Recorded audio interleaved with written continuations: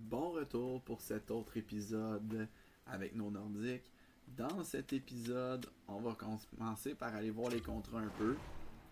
Hors caméra, j'ai fait tous les entraînements hors saison, donc de Denis Senko, Delaurier, etc. J'ai repensé à mon affaire étant donné que Tyson Jones il a accepté de pouvoir jouer à l'aile gauche. Même si j'ai énormément d'alliés gauche dans cette équipe-là, je suis prêt à lui faire signer un contrat, juste pour voir. Même si c'est quand même beaucoup d'argent, mais c'est rien que pour une saison, donc ça me dérangerait pas. 1,6 million pour Tyson Jones. Je pense qu'il va accepter. Et il a accepté. Donc, bonne chose, Tyson Jones avec nous pour l'année prochaine. Les résultats de la loterie ont tombé. 14e, il y a un changement. L'équipe de l'Utah qui était censée être 14e a gagné la loterie. C'est donc Washington qui était censé être 13e qui se ramasse 14e. Nous, Québec, qui étions censés être 4e, on s'est passé devant par l'Utah. Donc on devient 5e. L'Utah est passé de 14e à 4e. Atlanta était censé être 2e, ont été 3e. C'est donc dire que Phoenix a aussi remporté la loterie et vont aussi sélectionner premier. Donc les Coyotes de Phoenix vont sélectionner Gavin McKenna au tout premier rang. Niklas Backstrom est retraité. Logan Couture aussi. Shea Weber, Milan Lucic, Torrey Krug, le bagarreur Ryan Reeves. Chez les gardiens, on a Troy Grosnick et on a aussi Sacha Touille. Sacha Touille est le seul de nos gardiens à prendre sa retraite. Et parmi les joueurs, Yvon Loin prend sa retraite. L'arrivée prend sa retraite. À l'inverse, Léo Billet.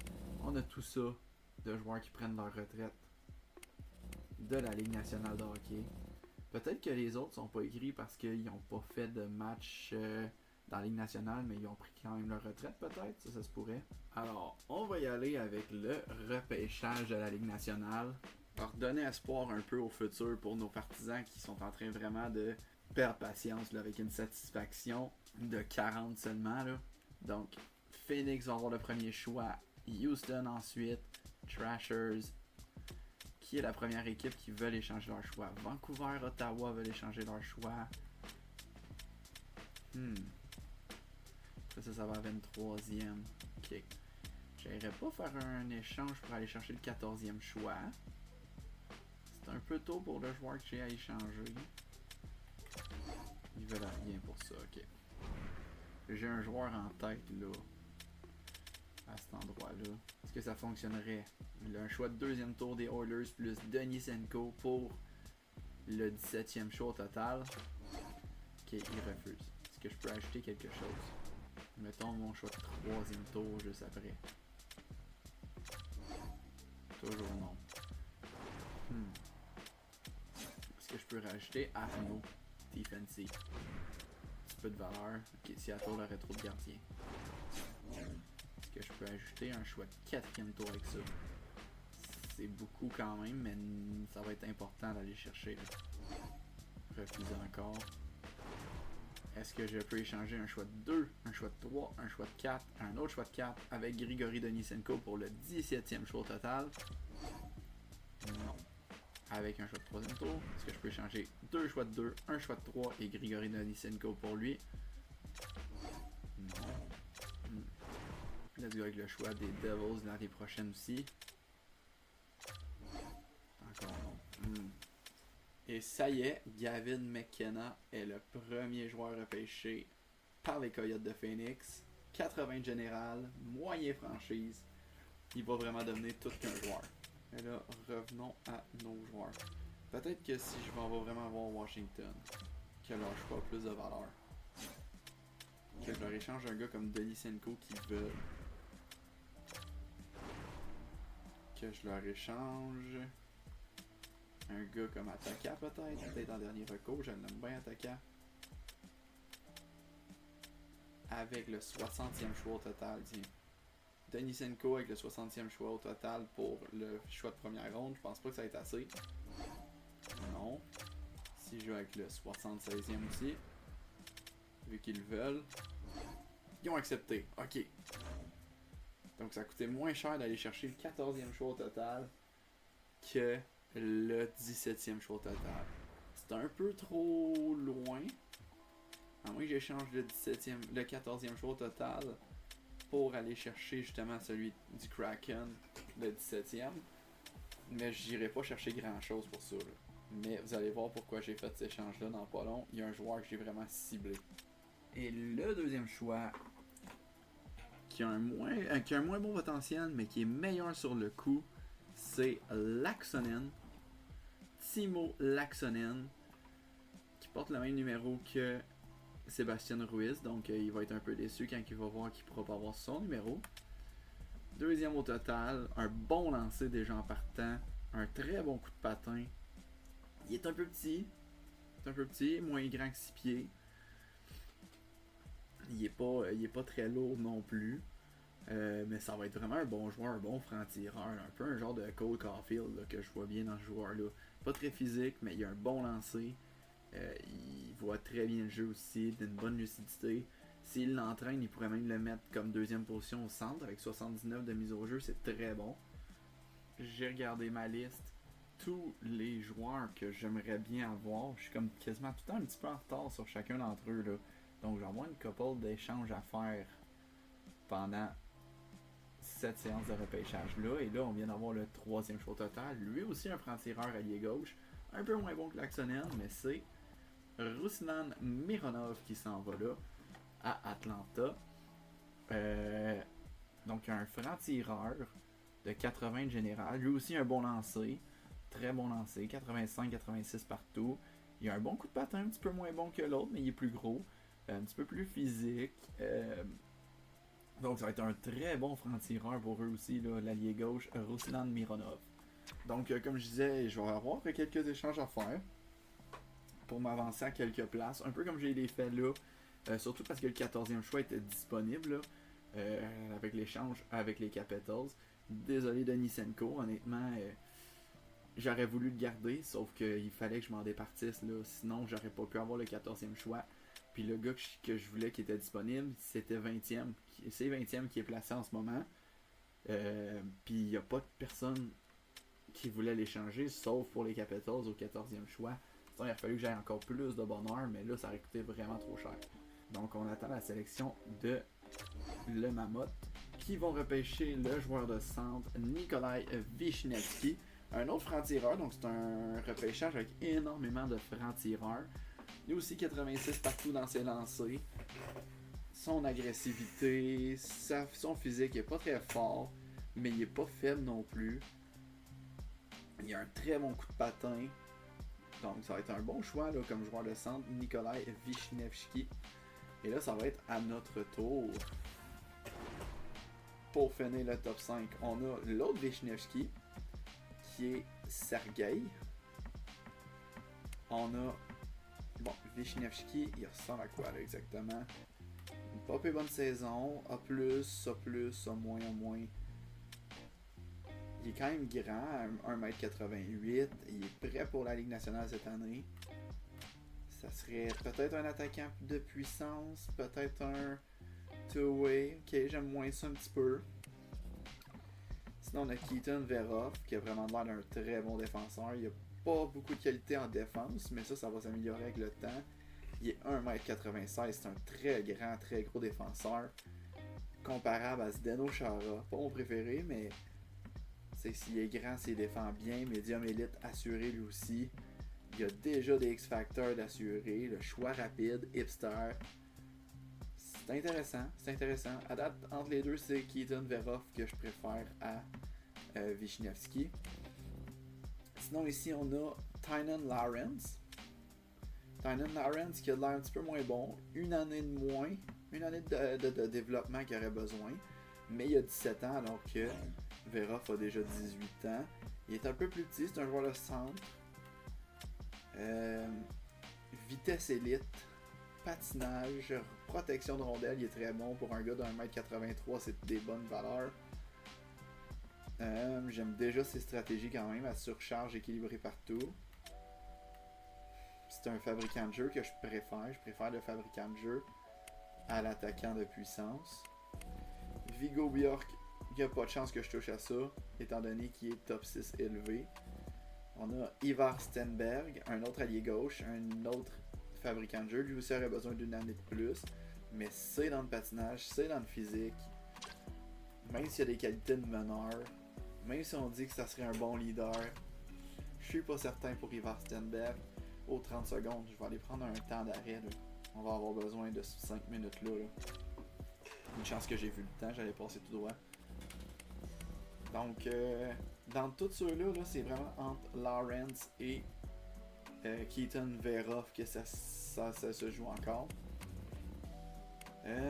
Ethan Belches, on sait absolument à rien sur lui. Rubrek, pas mal certain qu'il est médium élite lui aussi.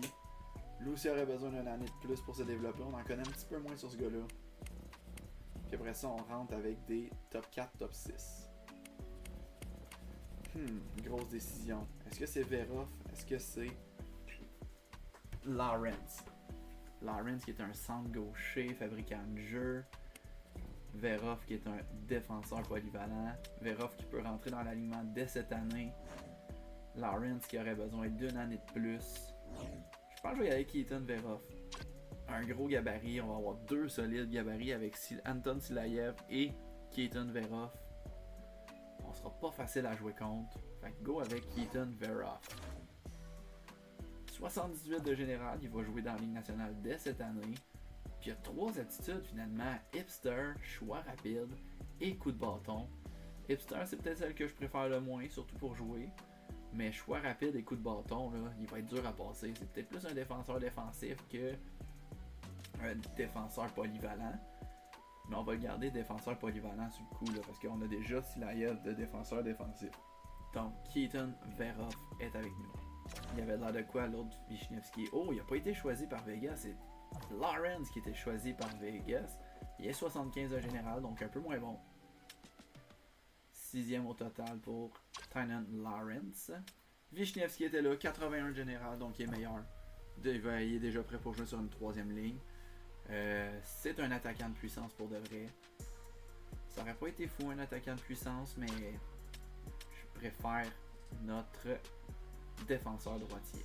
Maintenant, le Canadien va faire sa sélection. Et ils vont avec Viggo Bjork. Viggo Bjork, 8e au total, l'attaquant top 6 élevé. Pas le plus grand fan de cette sélection-là pour le Canadien, mais tant mieux parce qu'on les déteste, les Canadiens. Alors on a simulé jusqu'à notre choix. Ivar Stenberg a été choisi, l'allié gauche fabricant de jeu. 72 de général. Ryan Rubrek, un attaquant polyvalent. Ethan Belches qui était vraiment un médium élite, mais on n'avait aucune information. On a Brett Gilbert qui a été choisi et Adam Benak. Donc mon gars n'a pas été choisi encore, il était classé 20e, donc il ne sera pas choisi.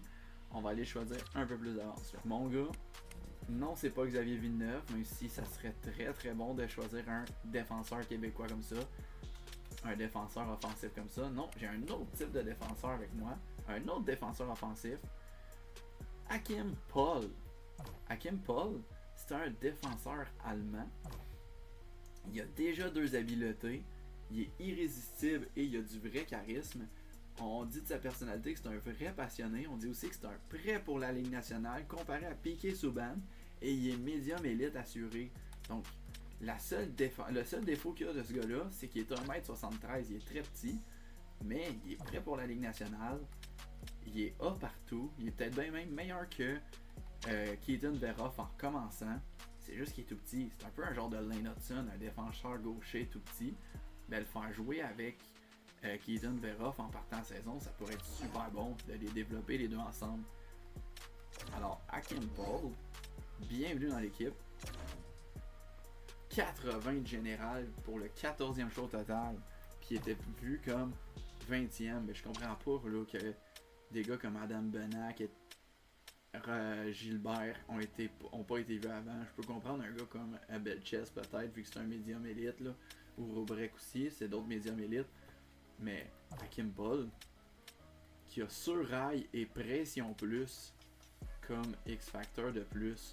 Donc bienvenue Achim Poll. Donc on va essayer de se rapprocher un petit peu pour ma prochaine sélection. Est-ce que le 40e choix au total et le 246e choix au total est assez pour se rapprocher au 37e choix au total? C'est accepté. Donc j'ai juste échangé mon choix de 7 pour me rapprocher un petit peu.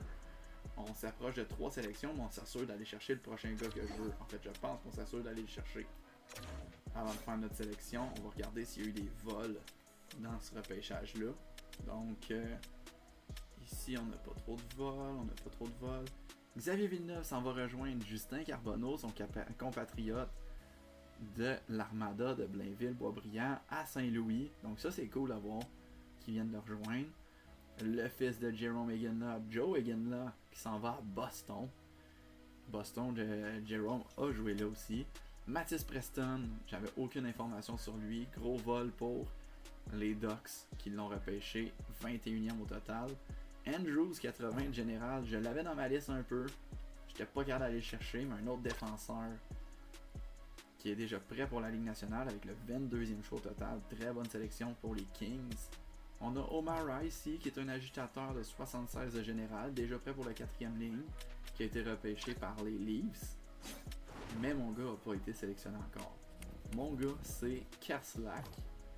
Tom Kerslak, qui est un centre suisse, qui était aussi une des raisons pourquoi j'ai pas repêché le centre Lawrence au départ, même s'ils sont pas au même stade de développement. Là, Tom Kerslak, on va le repêcher. Il est à 3 ans d'être là, il est un attaquant top 6 confirmé.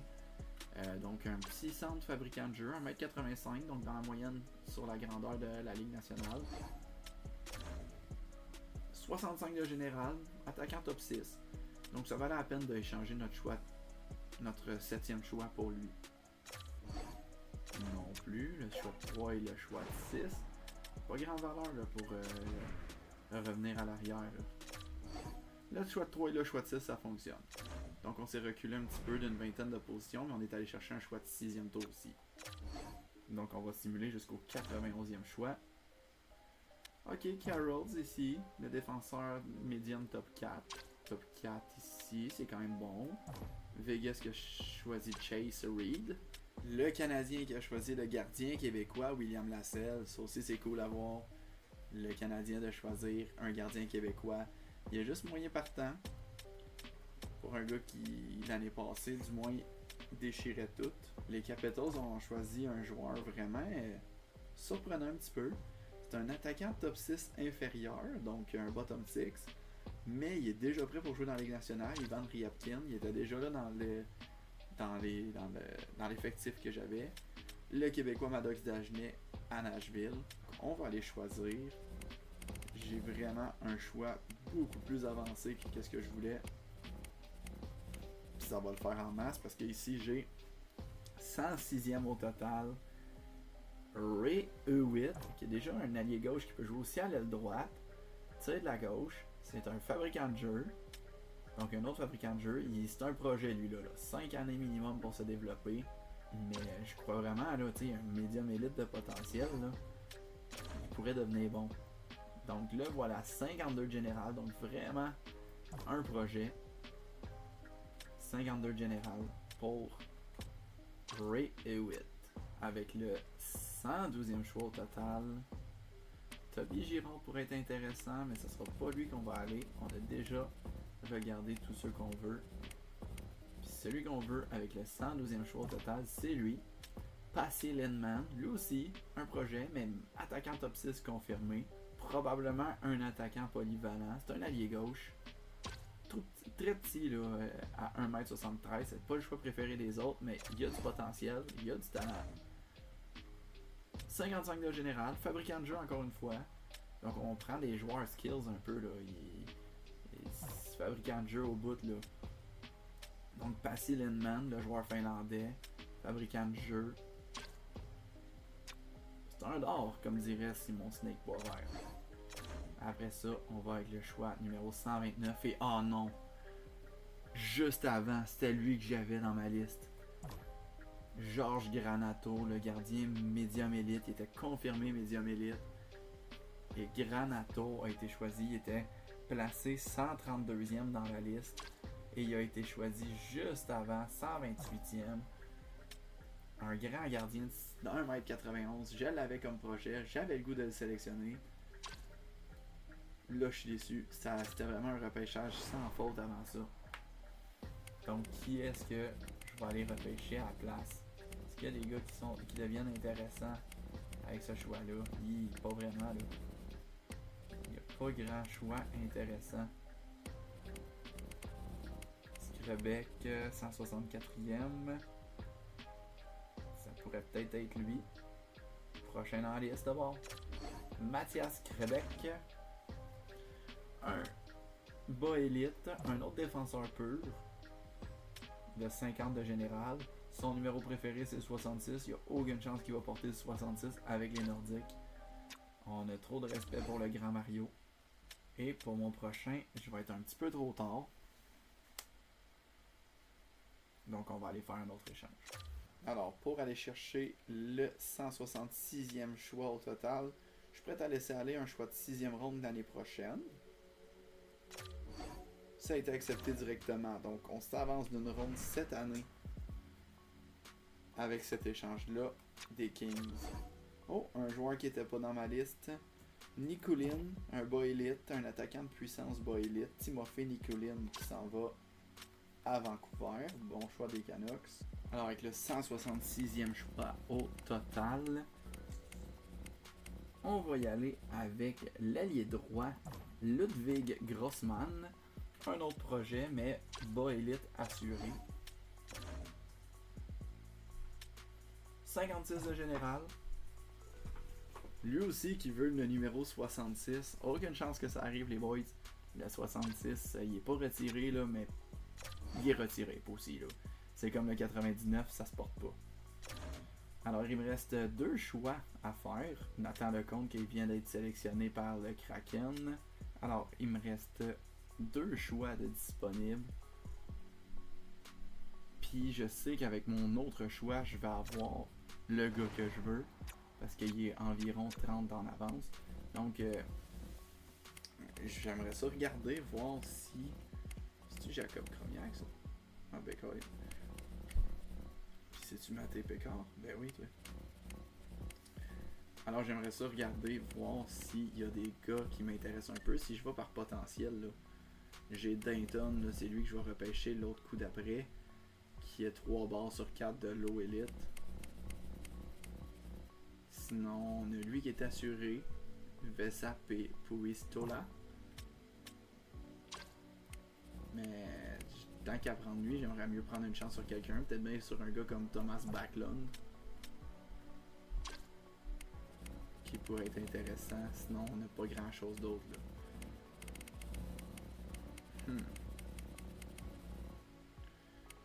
Est-ce qu'on y va avec un médium élite qu'on voit là?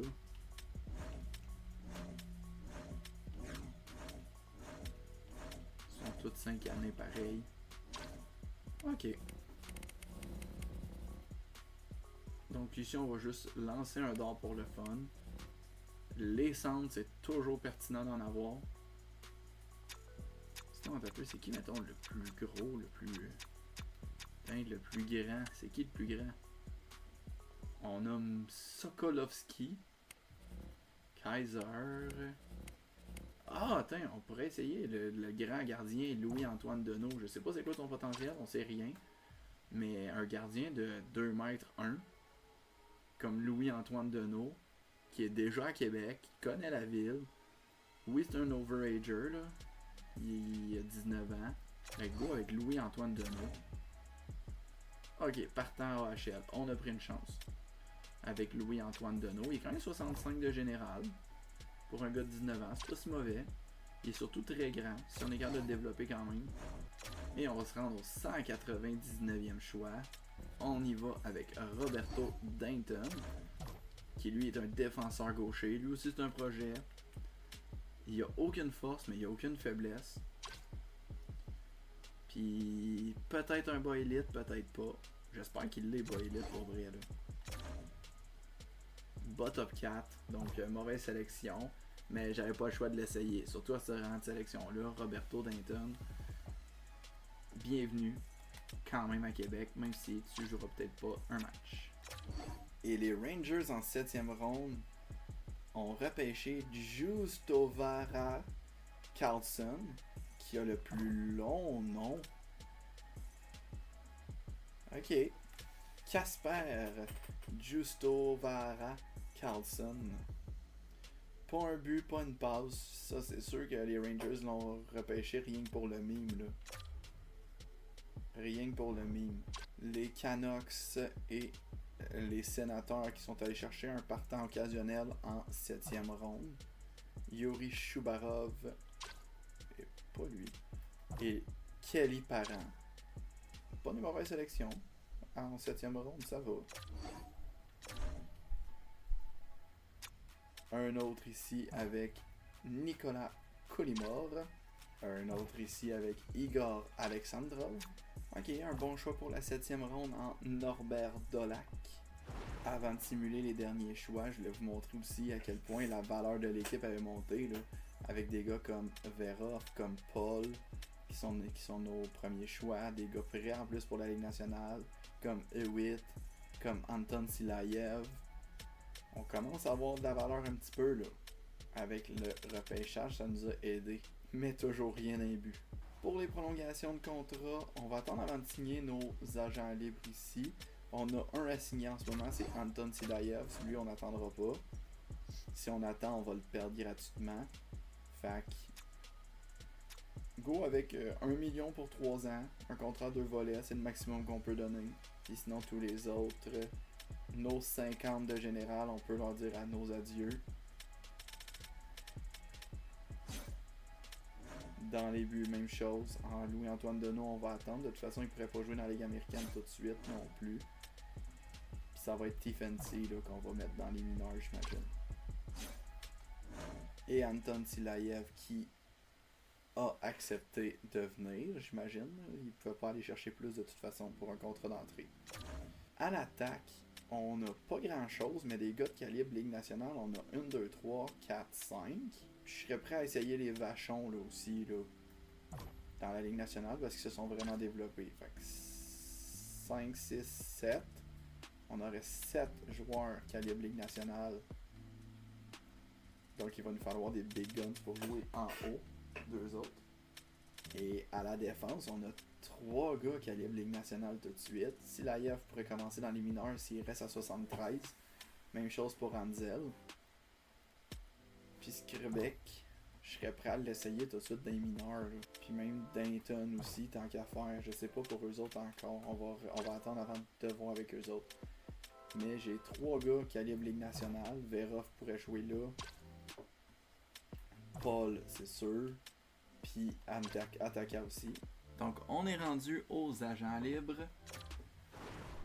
Je sais pas quelle va être notre stratégie. Pas beaucoup de joueurs qui veulent venir nous rejoindre. Le Kopitar est le numéro 1 là-dedans. Mais on n'a pas beaucoup de joueurs qui veulent venir nous rejoindre. À part Michael Bunting. On aurait Mrazek, Laurent Brossois peut-être. Donc on a quand même une équipe complète à aller chercher avec des agents libres. Là. Puis je veux continuer notre mode de développement. Gustafsson qui demande 13 millions de dollars. Anderson qui demande 10 millions de dollars. Je suis pas intéressé à vous autres non plus les gars, inquiétez-vous pas. Là. Je sais bien que Gustafsson est rendu à 91 de général. Puis qu'Anderson est rendu à 90. Là. C'est incroyable quand même. Là. Parce qu'on a des gars avec des potentiels. Là. Kirby Doc qui cherche un nouveau contrat. Il est revenu à 81 de général. Maverick Bourque aussi. Fait que... Oh! Gavin Brindley. 21 ans. Ok, il y a déjà une offre. Ben, il y a déjà avec l'Avalanche là. Fait qu'on n'ira pas le chercher là. Ils vont égaler l'offre pareil. Donc dans les UFA, à part Beckman, il n'y a personne vraiment qui a du potentiel tant que ça là. Il y aurait peut-être Samuel Bolduc comme défenseur. Ok. Bon, on va commencer avec les gardiens. Tiens. On va aller chercher 2 gardiens qui ont d'allure, des gardiens UFA. Donc, je veux les gars qui veulent être signés pour une saison puis pas trop cher. Genre Laurent Brossois, c'est pas si mal. Puis Peter Mrazek, ça pourrait être un bon tandem. Ilya Samsonov pourrait être bien, à seulement 29 ans. ancien gardien de Team Canada. 1.9 pour un an. Et il accepte sur le coup. Bonne affaire. Et pourquoi pas Laurent Brossoit? Laurent Brossoit qui fait un contrat d'un an. Hey, 2.9 millions pour Laurent Brossoit. On a 3 de nos 4 gardiens. Puis là, pour être en dessous de T-Fancy, je veux un gardien de genre 60 quelque chose d'overall pour qu'il soit le backup là, puis que T-Fancy puisse avancer dans sa carrière. Ensuite, à la défense, il n'y a personne qui peut venir, à part l'ancien du Canadien Brett Kulak. Pour en être un bon, il peut jouer des deux côtés en plus de la défense. 3 millions pour 3 ans, pour 2 ans. Yeah. Ok, pour 2 ans, mais on va te donner une clause. 3.7 pour le numéro 27. Donc, Brett Kulak a accepté. Marc-Édouard Vlasic qui veut rien savoir de revenir puis qui demande un salaire de 4.4 millions. Est-ce qu'on a des défenseurs québécois qui veulent venir? Genre Vincent Desharnais. Hey, Vincent Desharnais, pourquoi pas? Nous aussi, j'aimerais ça d'avoir peut-être 2 ans. Je serais confortable avec Vincent Desharnais pendant 2 ans. Je pourrais te donner un peu plus là. Ah, 2.5 millions pour le numéro 5. Ah, peut-être 2.6. Ah, 2.7, let's go. Tu le mérites, Vincent. Bonne affaire là. On aurait Samuel Bolduc aussi. J'aimerais ça t'avoir juste pour un an. Je peux te donner 2 millions. 2 millions par saison pour une année. Samuel Bolduc est revenu. Donc on va signer quand même quelques Québécois là. Jérémy Lauzon, j'aurais bien signé s'il y avait de l'intérêt, mais il n'y en a pas. À l'attaque pour l'instant. On aurait Michael Bunting, que je serais prêt à le signer pour une saison aussi. Quitte à me donner ben trop cher là. Parce que je le veux juste pour une saison, Michael Bunting.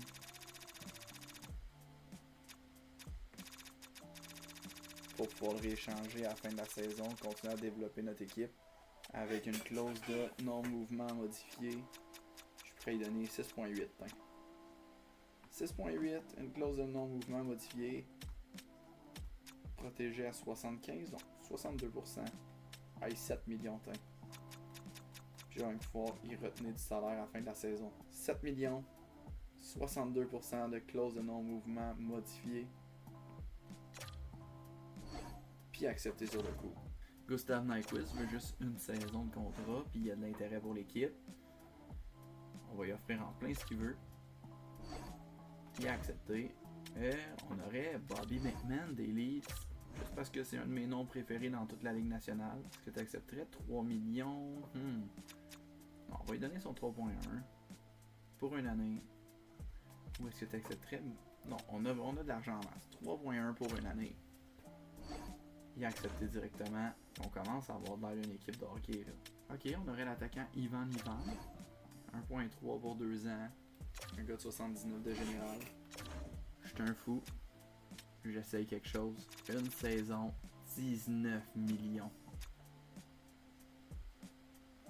Avec plus de clauses que ça. Avec 75% de clauses de non-mouvement et de non-transfert notifié. On l'essaye. 19 millions, c'est beaucoup d'argent qu'on lui donne.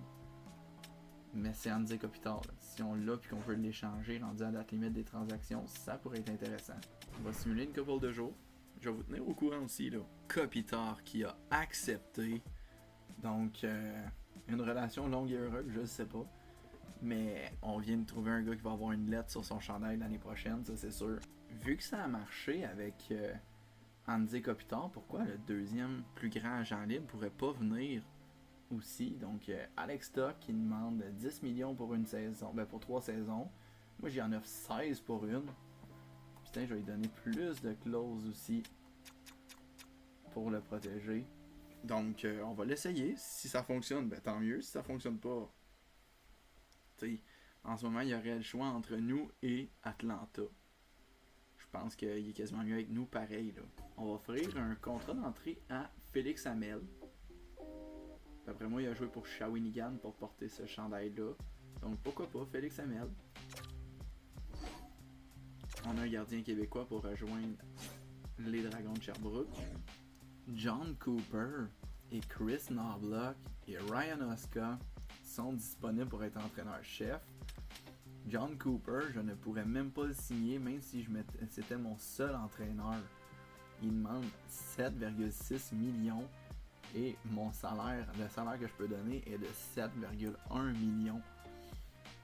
Alors, je pense qu'on va garder Jonathan parce qu'on n'a pas l'argent pour un John Cooper. Donc, pendant que je me gavais de chocolat, on a Alex Stock qui a décidé d'embarquer dans notre pari un peu à la Andy Kopitar. Donc, c'est deux gars qu'on va essayer de faire monter, de faire jouer pour réussir à peut-être les échanger à la fin de la saison parce qu'on reste une équipe en reconstruction quand même. Ils deviennent exactement nos deux meilleurs aussi là. Les deux sont signés pour seulement une année. C'est le temps aussi d'aller signer nos contrats d'entrée pour Hakim Paul. Keaton Veroff aussi. Donc deux défenseurs recrues qui vont nous rejoindre cette année. Kerslake. J'ai le goût de le faire signer son contrat d'entrée lui aussi, qu'il puisse jouer dans la Ligue américaine. Mais les autres, là, 56, 55 de général. 8, est-ce que ça me tente de le signer? C'est un autre fabricant de jeu, c'est pas un sniper. J'ai-tu un sniper là-dedans? Je pense pas que j'avais repêché de sniper là, non. Fait qu'on va attendre un peu pour E8. Donc les joueurs élites qui ont signé, bon, on sait que Kopitar a signé avec nous à Québec pour un an 19 millions. Rasmus Anderson se joint aux Maple Leafs pour 4 ans. Alex Stock, on sait qu'il est avec nous pour 1 an 16 millions. Nick Schmaltz qui rejoint les Oilers pour 6 ans. Mathias Ekholm pour 2 ans avec le Canadien. Oliver Bjorkstrand qui rejoint les Rangers pour 4 ans. Jamie Benn à Vancouver pour 2 ans. Jacob Trouba à Tampa Bay pour 4 ans. Jason Dickinson à Winnipeg pour 2 ans. Gros contrat pour Radko Gudas à Houston pour 8,2 millions par année à Houston. Mason Marchment à Phoenix pour 4 ans. Patrick Laine de retour à Winnipeg. Oh, ça c'est spécial ça. Pour 4 ans. Michael Bunting avec nous pour 1 année. Jamie Oleksiak qui se joint aux Pingouins pour 3 ans. David Perron avec les Maple Leafs. Donc passé d'Ottawa à Toronto. C'est spécial ça aussi. Tarasenko à Tampa Bay pour 2 ans. Jérémy Lauzon qui retourne à Boston. C'est un ancien des Bruins. Jean-Gabriel Pajot à Houston. Luke Glendening qui signe pour 1 année à Atlanta. Marc-Édouard Vlasic s'en va à Houston pour presque 6 millions de dollars pour une saison. Christian Dvorak qui retourne à Phoenix. Kirby Dach qui reste avec le Canadien pour un contrat de 3,3 millions. Corey Perry à Phoenix. Jonathan Toews à Buffalo. Nicolas Aubé-Kubel à Saint-Louis. On s'approche de la nouvelle saison. On a des nouveaux objectifs de PKP.